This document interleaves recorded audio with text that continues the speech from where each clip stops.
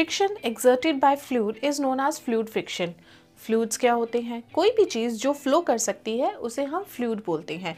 Liquids and gases दोनों ही flow कर सकते हैं तो उन्हें हम बोलते हैं फ्लूइड।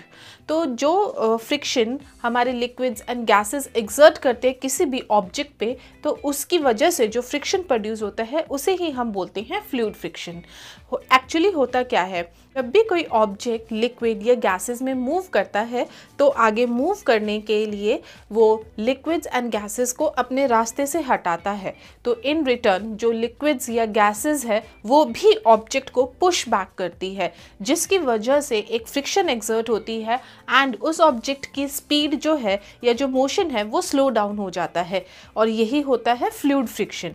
तो फ्लूइड फ्रिक्शन जो होता है वो नॉर्मल फ्रिक्शन की तरह हमेशा ऑब्जेक्ट के मोशन के ऑपोजिट डायरेक्शन में ही काम करता है। जैसे कि आपका ये एक एग्जांपल है जिसके अंदर वाटर के अंदर हमारा शिप मूव कर रहा है, तो वाटर इज़ अ फ्लूइड, तो इस वजह से जब शिप वाटर के अंदर मूव करेगा तो वो जैसे जैसे आगे मूव करेगा तो पानी को पीछे की तरफ मूव करेगा, पुश करेगा, तो इन रिटर्न वाटर भी जो है शिप को पुश बैक करेगा। तो इसी वजह से जो शिप पे फ्रिक्शन एक्सर्ट होगा उसे हम बोलते हैं फ्लूइड फ्रिक्शन। तो फ्रिक्शन की जो डायरेक्शन होती है वो हमेशा मोशन के ऑपोजिट डायरेक्शन में होती है। शिप इस डायरेक्शन में मूव कर रहा है तो फ्लूइड फ्रिक्शन इस डायरेक्शन में अपना काम करेगा। एंड सेम चीज़ होती है जब कोई एरोप्लेन एयर में मूव करता है, air is also a fluid, तो इस वजह से तो जब एयर के अंदर हमारे कोई भी ऑब्जेक्ट मूव करता है जैसे कि एरोप्लेन, बर्ड्स, तो उसमें भी फ्लूइड फ्रिक्शन काम करता है। तो यहाँ पे भी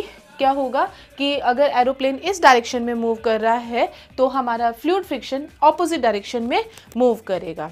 फ्लूइड फ्रिक्शन 4 फैक्टर्स पे डिपेंड करता है। सबसे पहला फैक्टर होता है स्पीड। फ्लूइड फ्रिक्शन जो होता है वो स्पीड के डायरेक्टली प्रोपोर्शनल होता है। डायरेक्टली प्रोपोर्शनल का मतलब होता है कि अगर एक क्वांटिटी बढ़ेगी तो दूसरी क्वांटिटी भी बढ़ेगी, और अगर एक क्वांटिटी कम होती है तो दूसरी क्वांटिटी भी कम होती है। तो यही होता है स्पीड एंड फ्लूइड फ्रिक्शन के बीच में। अगर किसी ऑब्जेक्ट की स्पीड बढ़ती है तो फ्लूइड फ्रिक्शन भी बढ़ जाएगा, और अगर किसी की स्पीड जो है ऑब्जेक्ट की कम होती है तो फ्लूइड फ्रिक्शन भी कम हो जाएगा। सेकेंड फैक्टर है शेप।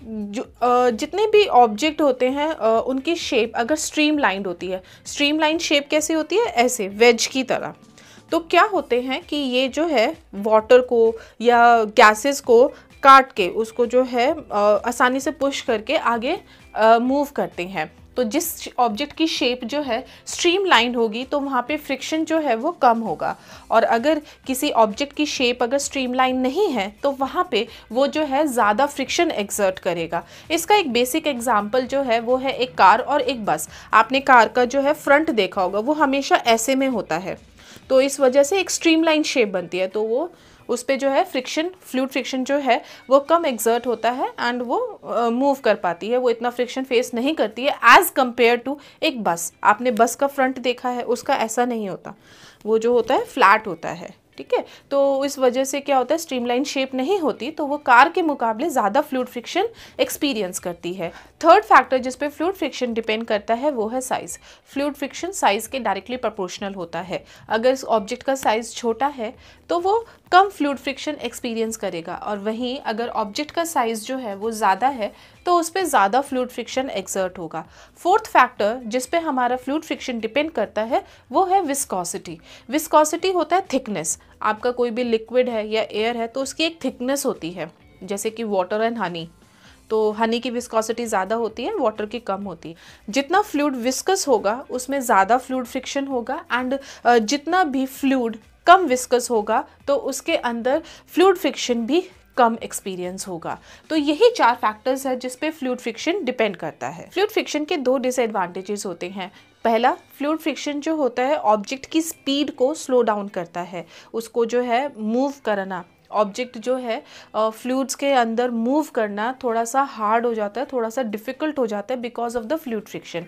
एंड सेकंड डिसएडवांटेज होता है कि जब भी कोई ऑब्जेक्ट मूव करता है तो उसकी कुछ एनर्जी जो है इस फ्लूइड फ्रिक्शन को ओवरकम करने में यूज़ हो जाती है।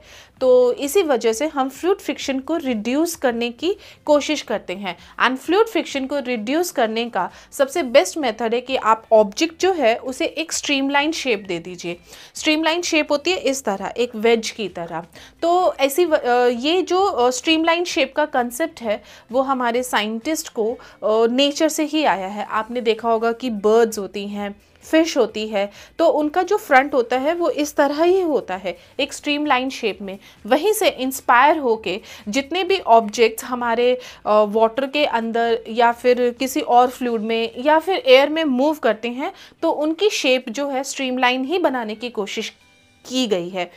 जैसे कि एरोप्लेन्स भी आगे से ऐसे ही होते हैं, हमारे कार, हमारी बोट्स, सबमरीन्स, इवन रॉकेट जो स्पेस में जाता है तो उसका भी जो टॉप होता है वो इसी शेप में होता है।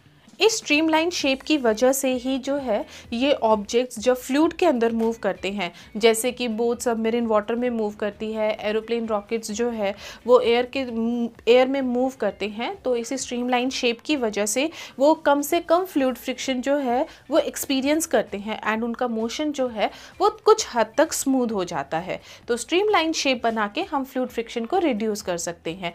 आज की इस वीडियो में बस इतना ही। आज की वीडियो में हमने फ्लूइड फ्रिक्शन को एक्सप्लेन किया है, उसे समझने की कोशिश की है। आप अपने वैल्यूएबल फीडबैक हमें कमेंट सेक्शन में प्लीज सेंड कीजिएगा and thank you so much.